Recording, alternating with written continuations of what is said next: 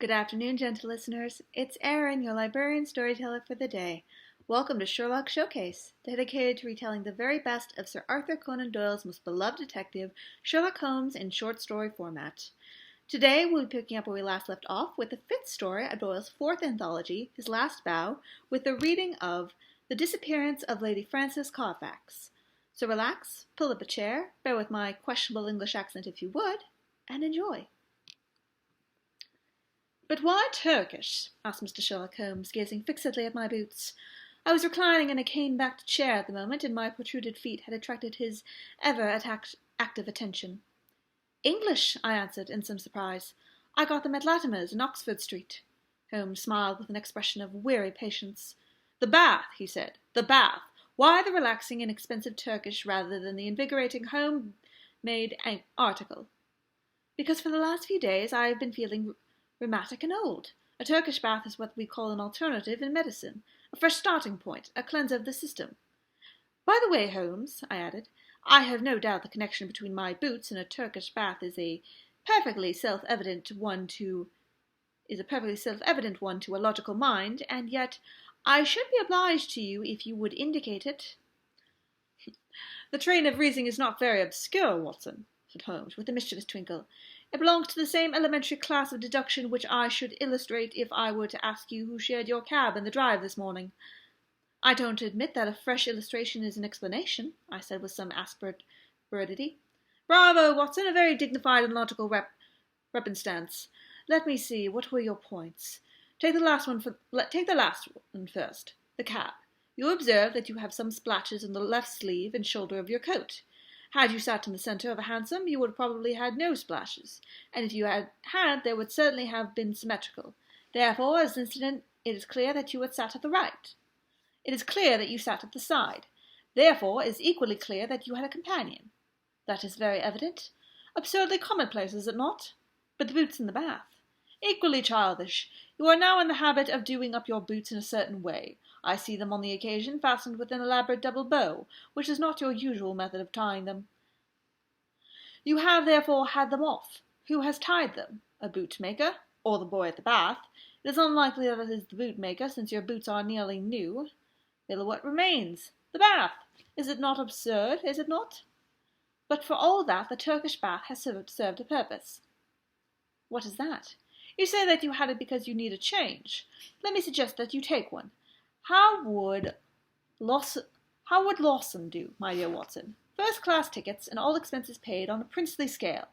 "Splendid! But why?" Holmes leaned back in his armchair and took his notebook from his pocket. "One of the most dangerous classes in the world," said he, "is the drifting and friendless woman. She is the most harmless and also the most useful of mortals, but she is of the inevitable inciter of crime in others. She is helpless. She is migratory. She has sufficient means to take her from country to country and from hotel to hotel. She is lost, as often as not, in a maze of obscure pensions and boarding-houses. She is a stray chicken in a world of foxes. When she is gobbled up, she is hardly missed. I much fear that some evil has come to the Lady Frances Carfax."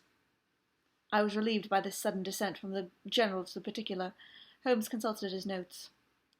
"Lady Frances," he continued, "is the sole survivor of the direct family of the late Earl of Ruffton.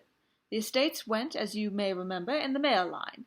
She was left with limited means, but with some very remarkable old Spanish jewellery of silver and curiously cut diamonds, to which she was fondly attached.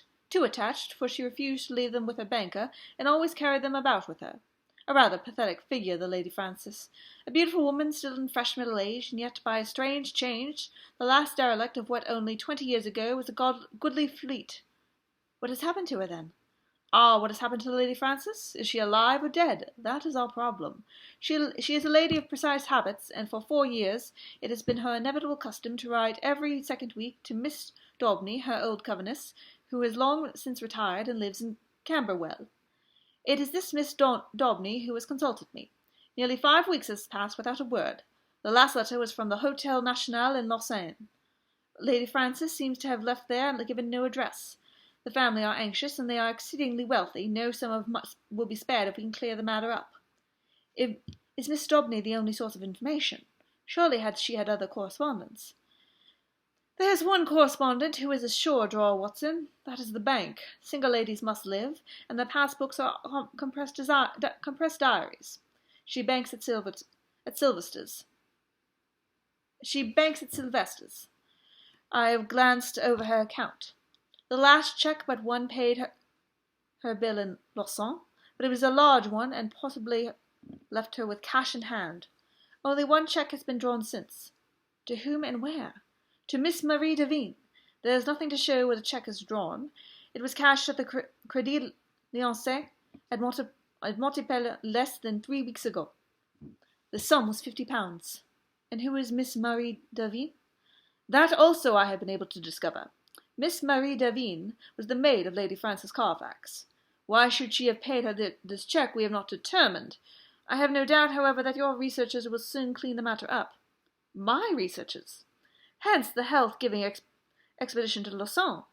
You know that I cannot possibly leave London while old Abrahams is in such a moral terror of his life. Besides, on general principles, it is best that I should not leave the country. Scotland Yard feels lonely without me, and it causes an unhealthy excitement among the criminal cases. Go then, my dear Watson, and if my humble counsel can ever be valued at so extravagant a rate as 2 pence a word, it waits your disposal night and day at the end of the continental wire.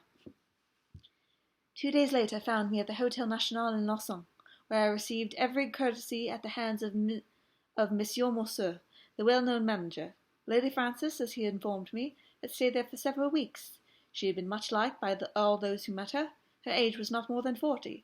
She was still handsome, and bore every sign of having in her youth still been a lovely woman. Monsieur Morceau knew nothing of any valuable jewellery, but it would have been remarked by the servants that the heavy trunk in the lady's bedroom was always scrupulously locked. Marie Devine, the maid who was as popular as her mistress,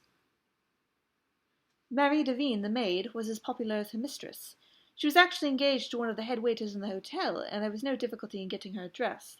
It was 11 Rue de Targent, Montpellier. All this I jotted down, and felt Holmes himself could not have been more adroit in his collecting facts. Only one corner still remained in the shadow. No light which I possessed could clear up the cause for the lady's sudden departure. She was very happy at Lausanne. There was every reason to believe that she intended to remain for the season in her luxurious room overlooking the lake. And yet she had left in a single day's notice, which involved her in a useless payment of the week's rent. Only Jules Vibert, the lover of the maid, had any suggestion to offer. He connected the sudden departure with a visit to the hotel a day or two before. A tall, dark-bearded man, un véritable sauvage, cried Jules Vibert. The man had rooms somewhere in the town. He had been seen talking earnestly to Madame on the promenade by the lake. Then he had called. She had refused to see him. He was English, but his name there is no record. Madame had left the place immediately afterwards. Jules Vibert, and what was of more importance, Jules Vibert's sweetheart, thought that this call and the departure were cause and effect. Only one thing Jules would not discuss. That was the reason why Marie had left her mistress. Of that he could or would say nothing. If I wished to know, I must go to Montpellier and ask her. So ended the first chapter of my inquiry. The second was devoted to the place where Lady Frances Carfax had thought when she left Lausanne. Concerning this, there had been some secrecy, which confirmed the idea that she had gone for the inattention of throwing someone off her track. Otherwise, why should not her luggage have been openly labelled for Baden? Both she and it reached the Rhenish Spa by some circuitous route. This much I gathered from the manager of Cook's local office. So off to Baden I went, after dispatching to Holmes an account of all my proceedings and receivings, in reply a telegram of half humorous commendation. At Baden the tract was not difficult to follow. Lady Frances had stayed at the Englischer Hof for a fortnight. While there she had made the acquaintance of Dr. Schlesinger and his wife, a missionary from South America. Like most lonely ladies, Lady Frances found her comfort in occupation and religion.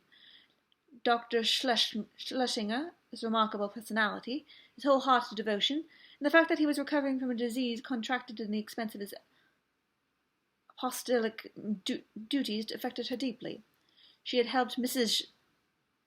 Schlesinger in the nursing of the convalescent saint. He spent his day, as the manager described it to me, upon a lounge chair in the veranda, with an attendant lady upon either side of him. He was preparing a map of the Holy Land, with special reference to the kingdom of the Mennonites, upon which he was writing a monograph. Finally, having improved much in health, he and his wife had returned to London, and Lady Frances had started thither in their company. This was just 3 weeks before, and the manager had heard nothing since. As to the maid Marie, she had gone off some days beforehand, in floods of tears, after informing the other maids that she was leaving service forever. Dr. Schlesinger had paid the bill of the whole party before his departure. "By the way," said the landlord in confusion, "you are not the only friend of Lady Frances Carfax who was inquiring about her just now. Only a week or so ago we had a man here upon the same errand." "Did he give a name?" I asked. "None, but he was an Englishman, though of an unusual type." "A savage?" said I, linking my facts up after the fashion of my illustrious friend. "Exactly. That describes him very well. He's a bulky, bearded, sunburned fellow, who looks as though he would be more at home in a farmer's inn than in a fashionable hotel. A hard, fierce man, I should think, and one whom I should be very sorry to offend." Already the mystery began to define itself, as figures grow clear in the lifting of fog. Here was this good and pious lady, pursued from place to place by sinister and unrelenting figure. She feared him, or she would not have fled from Lausanne. He had still followed. Sooner or later he would overtake her. Had he already overtaken her? Was that the secret of her continued silence? Could the good people who were her companions not screen her from his violence or his blackmail? What horrible purpose, what deep design lay behind this long pursuit? There was a problem which I had to solve. To Holmes I wrote, showing how rapidly and surely I had gone down to the roots of the matter. In reply, I had a telegram asking for a description of Dr. Schlesinger's left ear. Holmes's ideas of humour are strange and occasionally offensive, so I took no notice of his ill-timed jest. Indeed, I had already reached Montpellier in my pursuit of the maid, Marie, before his message came. I had no difficulty in finding the ex-servant, and in learning all that she could tell me. She was a devoted creature who had only left her mistress because she was sure that she was in good hands, and because her own approaching marriage made a separation inevitable in any case. Her mistress had, as she confessed with distress, showed some irritability of temper toward her during the stay in Baden, and had even questioned her once as if she were suspicious of her honesty, and this had made the parting easier than it would have otherwise been. Lady Frances had given her £50 as a wedding present. Like me, Marie viewed with deep distrust the stranger who had driven her mistress from Lausanne. With her own eyes she had seen him seize the lady's wrist with great violence on the public promenade by the lake. He was a fierce and terrible man. She believed that it was out of dread of him that Lady Frances had accepted the effort of the Schlesingers to London. She had never spoken to Marie about it, but many little signs had convinced the maid that her mistress lived in a state of continual nervous apprehension. So far she had got in her narrative, when suddenly she sprang from her chair, and her face was convulsed with surprise and fear. "See!" she cried. "The miscreant still follows still! There's the very man of whom I speak!" Through the open sitting window I saw a huge swarthy fellow, with a bristling black beard, walking slowly back up the centre of the street, and staring eagerly at the numbers of the houses. It was clear, like myself, he was on the track of the maid. Acting upon the impulse of the moment, I rushed out and accosted him. You are an Englishman," I said. "And what of it?" he asked with the most villainous scowl. "May I ask what your name is?" "No, you may not," he said with decision. The situation was awkward, but the most direct way was often best. "Where is the Lady Frances Carfax?" I asked. He stared at me with amazement. What have you done with her? Why have you pursued her? I insist upon an answer," said I. The fellow gave a bellow of anger and sprang upon me like a tiger. I've held my own in many a struggle, but the man had a grip of iron and the fury of a fiend. His hand was on my throat, and my senses were nearly gone before an unshaven French ouvrier in a blue blouse darted out from a cabaret opposite, with a cudgel in his hand, and struck my assailant a sharp crack upon the forearm, which made him leave go his hold. He stood for an instant, fuming with rage, and uncertain whether he should not renew his attack. Then, with a snarl of anger, he left me and entered the cottage from whence I had just come. I turned to thank my preserver, who stood beside me in the roadway. "Well, Watson," he said, a very pretty harsh you have made of it. I rather think that you had better come back with me to London by the night express." An hour afterwards, Sherlock Holmes, in his usual garb and style, was seated in my private room in the hotel. His explanation for his sudden and opportune appearance was simplicity itself, for, finding that he could get away from London, he determined to head me off at the next obvious point of my travels. In the disguise of a working man, he had sat in the cabaret, waiting for my appearance. "And a singular consistent investigation you have made, my dear Watson," said he. "I cannot at the moment recall any possible blunder which you have omitted. The total effort of your proceeding has been to give to the alarm everywhere, and yet discover nothing." "Perhaps you would have done so better," I answered bitterly. "There is no perhaps about it. I have done better. Here is the Honourable Philip Green, who is a fellow lodger with you in this hotel, and we may find him the starting point for a more successful investigation." A card had come up on a salver, and it was followed by the same bearded ruffian who had attacked me in the street. He started when he saw me. "What is this, Mr. Holmes?" he asked. "I had your note, and I have come. But what has this man to do with the matter?" "This is my old friend and associate, Dr. Watson, who is helping me in this affair." The stranger held out his huge sunburned hand, with a few words of apology. "I hope I did not harm you. When you accused me of hurting her, I lost my grip upon myself. Indeed, I am not responsible in these days. My nerves are like live wires. But this situation is beyond me. What I want to know in the first place, Mr. Holmes, is how in the world you came to hear my existence at all." "I am in touch with Miss Daubeny, the Lady Frances's governess." "Old Susan Daubeny with a mob cap? I remember her well." "And she remembers you. It was in the days before you found it better to go to South Africa." "Ah, I see you know my whole story. I need hide nothing from you. I swear to you, Mr. Holmes, that there never was in this world a man who loved a woman with his wholehearted love that I had for Frances. I was a wild youngster, I know, no worse than others of my class, but her mind was as pure as snow. She could not bear a shadow of coarseness, and when she came to hear of the things I had done, she would have no more to say to me. And yet she loved me. That is the wonder of it. Loved me well enough to remain single all her sainted days, just for my sake alone. When the years had passed and I had made my money in Barberton, I thought perhaps I could seek her out and soften her. I had heard that she was still unmarried. I found her à Lausanne, and tried all I knew. She was weakened, I think, but her will was strong, and when next I called she had left the town. I traced her to Bourbon, and then after the time heard that her maid was here. I am a rough fellow, fresh from the rough life, and when Dr. Watson spoke to me as he did, I lost hold of myself for a moment. But for God's sake, tell me what has become of Lady Frances." "That is for us to find out," said Sherlock Holmes with particular gravity. "What is your London address, Mr. Green?" "The Lochham Hotel will find me." "Then may I recommend that you return there, and be on hand in case I should want you? I have no desire to encourage false hope, but you may rest assured that all that can be done will be done for the safety of Lady Frances. I can say no more for an instant. I will leave you this card so that you may be able to keep in touch with us. Now, Watson, if you would pack your bag, I will cable to Mrs. Hudson to make one of her best efforts for 2 hungry travellers at 7:30 tomorrow." A telegram was awaiting us when we arrived at Baker Street, Holmes, which Holmes read with an exclamation of interest and threw across to me. "Jagged or torn," was the message, and the place of origin, Badin. "What is this?" I asked. "It is everything," Holmes said. You may remember my seemingly irrelevant question as to this clerical gentleman's left ear. You did not answer it. I had left Badin and could not inquire." "Exactly. For this reason I sent a duplicate to the manager of the Englischizer Hof, whose answer lies here." "What does it show?" "It shows, my dear Watson, that we are dealing with an exceptionally astute and dangerous man. The Reverend Dr.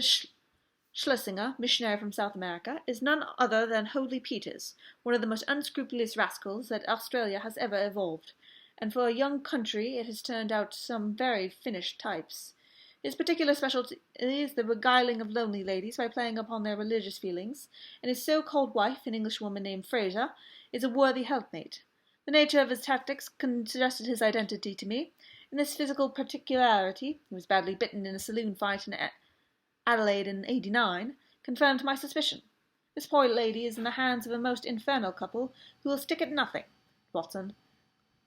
That she is already dead is a very likely supposition.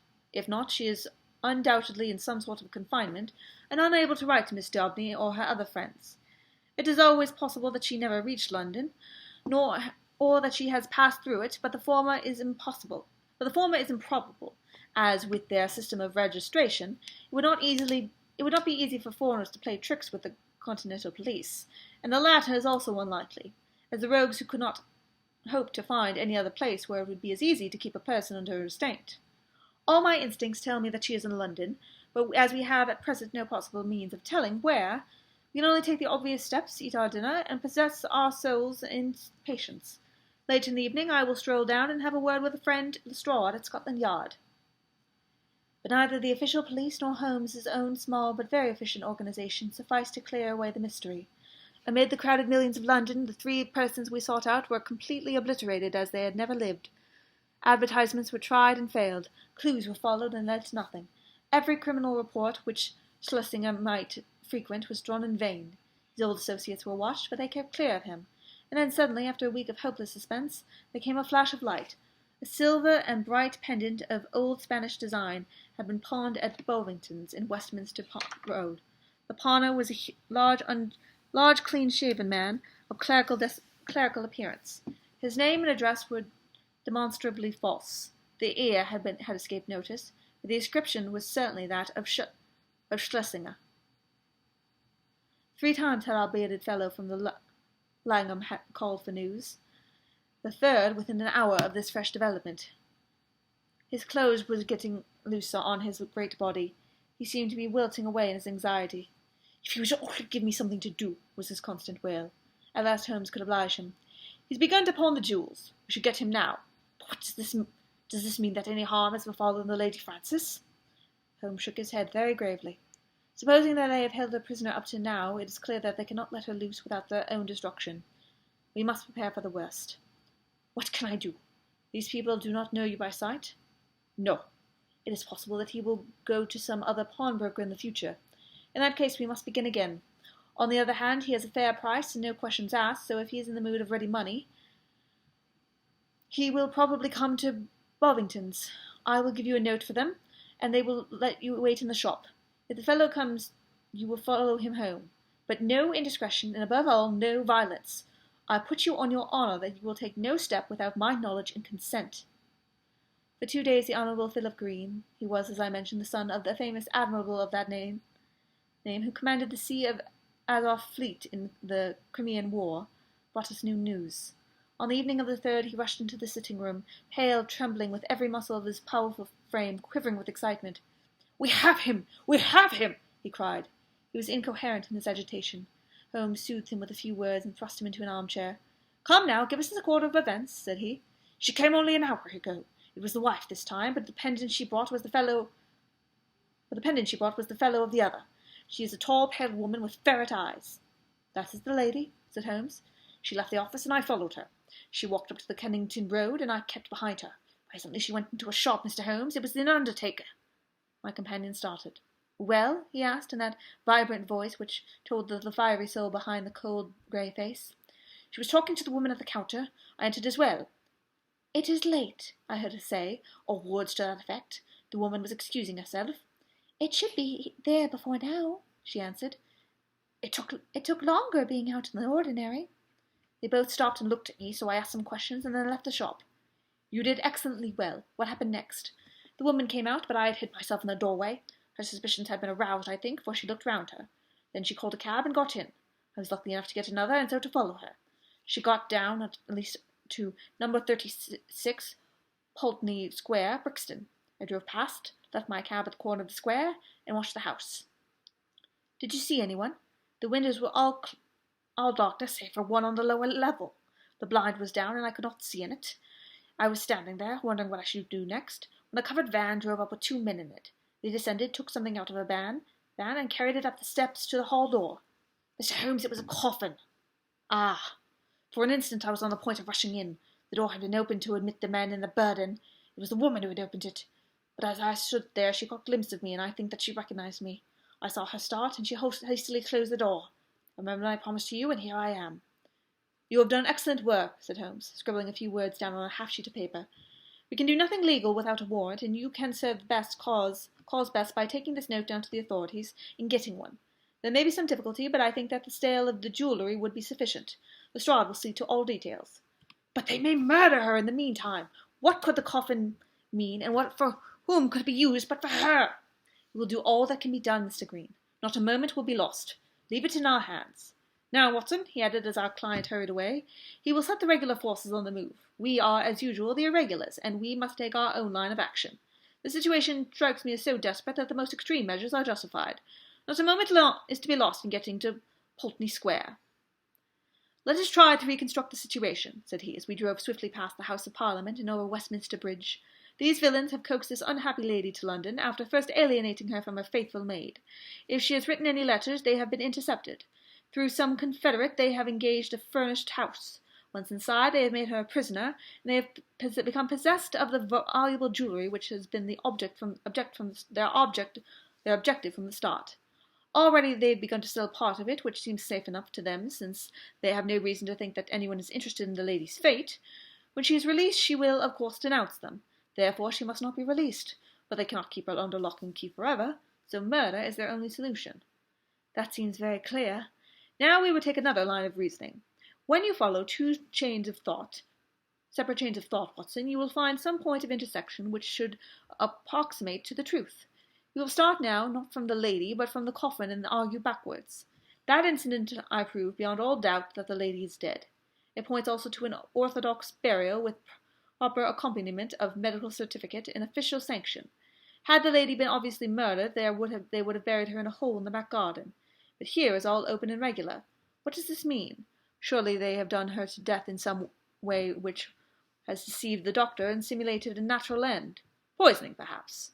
And yet how strange that they should ever let a doctor approach her unless he were a confederate. Perhaps, which is hardly a credible proposition. Could they have forged a medical certificate? Dangerous, Watson, very dangerous. No, I hardly see them doing that. Pull up, cabby, this is evidently the undertaker's, for we have just passed the pawnbroker's. Would you go in, Watson? Your appearance inspires confidence. Ask what hour the Pulteney Square funeral takes place tomorrow. The woman in the shop answered me without hesitation, and it was to be at 8 o'clock in the morning. You see, Watson, no mystery, everything above board. In some way the legal forms have undoubtedly been complied with, and they think that they have little to fear. Well, there's nothing for it now but a direct frontal attack. Are you armed? My stick. Well, we will be strong enough. Thrice he is armed who hath his quarrel just. We cannot simply afford to wait for the police or to keep within the four corners of the law. You can drive off the cabby. Now, Watson, we'll just take our luck together, as we have occasionally in the past. He had rung loudly at the door of the great dark house in the centre of Pulteney Square. It was opened immediately, and the figure of a tall woman was outlined against the dim-lit hall. Well, what do you want? She asked, sharply, peering at us through the darkness. I wish to speak to Dr. Schlesinger, said Holmes. There is no such person here, she answered, and tried to close the door, but Holmes had dragged in with his foot. Well, I want to see the man who lives here, whatever he may call himself, said Holmes, firmly. She hesitated. Then she threw open the door. Well, come in, said she. My husband is not afraid to face any man in the world. She closed the door behind us and showed us up into the sitting-room on the right side of the hall, turning up the gas as she left us. Mr. Peters will be with you in an instant, she said. Her words were literally true, for we had hardly time to look round the dusty and moth-eaten apartment in which we had found ourselves before the door opened and a big, clean-shaven, bald-headed man stepped lightly into the room. He had a large red face with pendulous cheeks and a general air of superficial benevolence which was marred by a cruel, vicious mouth. There is surely some mistake here, gentlemen, he said in an unctuous, make-everything-easy voice. I fancy that you have been misdirected. Perhaps if you tried further down the street. That will do. We have no time to waste, said my companion firmly. You are Henry Peters of Adelaide, late of Reverend Dr. Schlesinger of Baden and South America. I am sure that of my own name is Sherlock Holmes. Peters, as I will now call him, started and stared hard at his formidable pursuer. I guess your name does not frighten me, Mr. Holmes, he said coolly. When a man's conscience is easy, you can't rattle him. What is your business in my house? I want to know what you have done with the Lady Frances Carfax, whom you brought away with you from Baden. I'd be very glad if you could tell me where this lady may be, Peters answered coolly. I've a bill against her for nearly £100, and nothing to show for it but a couple of trumpery pendants and the deal that the dealer would hardly look at. She attached herself to Mrs. Peters and me at Baden. It is the fact that I was using another name at the time, and she stuck on to us until we came to London. I paid her bill and ticket. Once in London, she gave us a slip, and, as I mean to say, left these out-of-date jewels to pay her bill. You find her, Mr. Holmes, and I'm your debtor." "I mean to find her," said Sherlock Holmes. "I'm going through this house till I do find her." "Where is your warrant?" Holmes drew a revolver from his pocket. "This will have to serve till the better one comes." "Why, you're a common burglar!" "So you might describe me," said Holmes cheerfully. "My companion is also a dangerous ruffian, and together we are going through your house." Our opponent opened the door. "Fetch a policeman, Annie," said he. There was a whisk of feminine skirts down the passage, and the hall door was opened and shut. "Our time is limited, Watson," said Holmes. "If you try to stop us, Peters, you will most certainly get hurt. Where is that coffin which was brought into your house?" "What do you want with the coffin? It is in use. There is a body in it." "I must see the body." "Never with my consent." "Then without it." With a quick movement, Holmes pushed the fellow to one side and pressed into the hall. A door half open stood immediately before us. We entered. It was a sitting room. On the table, under the half-lit chandelier, the coffin was lying. Holmes turned up the gas and raised the lid. Deep down into the recesses of the coffin lay an emaciated figure. The glare from the lights above beat down upon an aged and withered face. By no possible process of cruelty, starvation, or disease could this worn-out wreck be the still beautiful Lady Frances. Holmes' face showed his amazement, and also his relief. "Thank God," he muttered. "It's someone else." "Ah, you've blundered badly for once, Mr. Sherlock Holmes," said Peters, who also followed us into the room. "Who is the dead woman?" "Well, if you really must know, she's an old nurse of my wife's, Rose Spender by name, who we found in the Brixton Workhouse Infirmary. We brought her round here, called in Dr. Horsam of 13 Furbank Villas, mind you take the address, Mr. Holmes, and had her carefully tended as Christian folk should. On the third day she died. Certificate says senile decay, but that's only the doctor's opinion, and of course you know better. We ordered her funeral to be carried out by Stimson and Company of the Kensington Road, who will bury her at 8 o'clock tomorrow morning. Can you pick any hole for that, Mr. Holmes? You've made a silly blunder, and you may as well own up to it.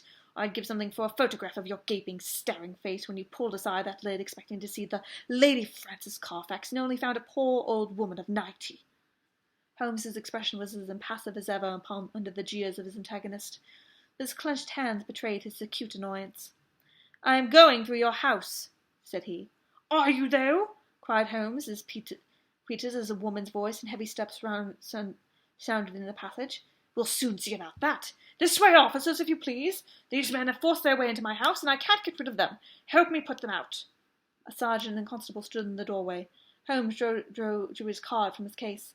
"This is my name and address. This is my friend, Dr. Watson." "Bless you, sir, we know you very well," said the sergeant. "But you can't stay here without a warrant." "Of course not. I quite understand that." "Arrest him!" cried Peters. "We know where to lay our hands on this gentleman if he wanted." "We know where to lay our hands on this gentleman if he is wanted," said the sergeant majestically. "But you'll have to go, Mr. Holmes." "Yes, Watson, we shall have to." A minute later we were in the street once more. Holmes was as cool as ever, but I was hot with anger and humiliation. The sergeant had followed us. "Sorry, Mr. Holmes, but that's the law." "Exactly, Sergeant. You could not do otherwise." I expect there was a good reason for your presence there. If there's anything I can do." "It's a missing lady, Sergeant, and we think she is in that house. I expect a warrant presently." "Then I'll keep an eye on the parties, Mr. Holmes. If anything comes along, I will certainly let you know." It was only 9 o'clock, and we were off full cry upon the trail at once. First we came to Brixton Workhouse Infirmary, where we found that it was indeed the truth that a charitable couple had called some days before, and they had claimed an imbecile old woman as a former servant, and that they had obtained permission to take her away with them. No surprise was expressed at the news that she had since died. The doctor was our next goal. He had been called in, had found the woman dying of pure senility, and had actually seen her pass away, and had signed the certificate in due form. "I assure you that everything was perfectly normal, and there was no reason for foul play in the matter," said he. "Nothing in the house had struck me as suspicious, save for that people of their class. It was remarkable that they should have no warrant, have no servant. So far and no further went the doctor. Finally we found our way to Scotland Yard. There had been some difficulties of procedure in regard to the warrant. Some delay was inevitable. The magistrate's signature may not be obtained until next morning. If Holmes would call about 9, he could go down with the Strahd and see it acted upon. So ended the day, save that near midnight our friend, the sergeant, called to say that he had seen flickering lights here and there in the windows of the great dark house, but that no one had left it and no one had entered. We could pray for patience and wait for the morrow. Sherlock Holmes was too irritable for conversation and too restless for sleep. I left him smoking hard with his heavy dark brows knitted together and his long nervous fingers tapping against the arms of his chair as he turned over in his mind every possible solution of the mystery. Several times in the course of the night I heard him prowling about in the house. Finally, just after I had been called in the morning, he rushed into my room. He was in his dressing gown, but his pale, hollow-eyed face told me that his night had been a sleepless one. "What time was the funeral? 8, was it not?" he said eagerly. "Well, it is now 7:20 now. Good heavens, Watson, what has become of any brains that God has given me? Quick, man, quick! It's life or dead. 100 chances on death to 1 on life. I'll never forgive myself, never, if we are too late." 5 minutes had not passed before we were flying in a hansom down Baker Street, but even so it was 25 to 8 as we passed Big Ben, and 8 struck as we tore down the Brixton Road.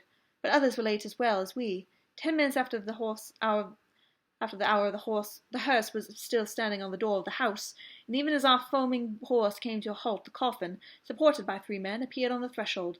Holmes darted forward and barred their way. "Take it back!" he cried, laying his hand on the breast of the foremost. "Take it back this instant!" "What the devil do you mean? Once again I ask you, where is your warrant?" shouted the furious Peters, his big red face glaring over the farther end of the coffin. "The warrant is on its way. The coffin shall remain in the house until it comes." The authority in Holmes's face had its effect upon the bearers. Peters had suddenly vanished into the house, and they obeyed their new orders.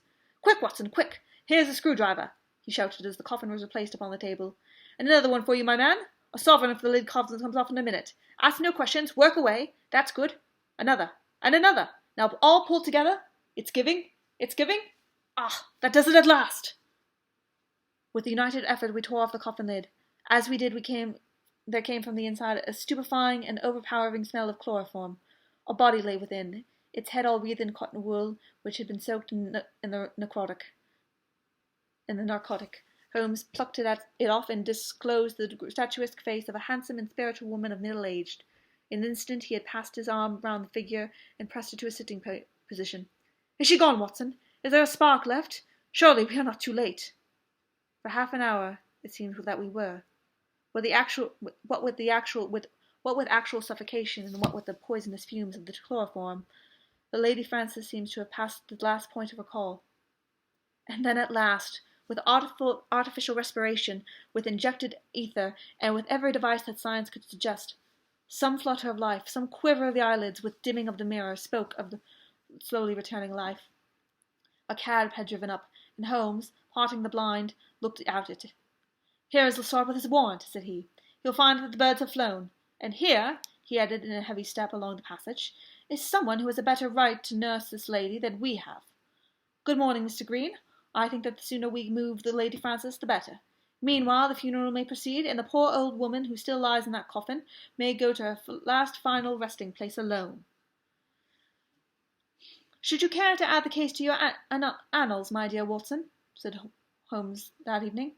"It can only be as an example of that temporary eclipse to which even the best balanced mind may be exposed. Such slips are common to all mortals, and the greatest is he who can recognize and repair them.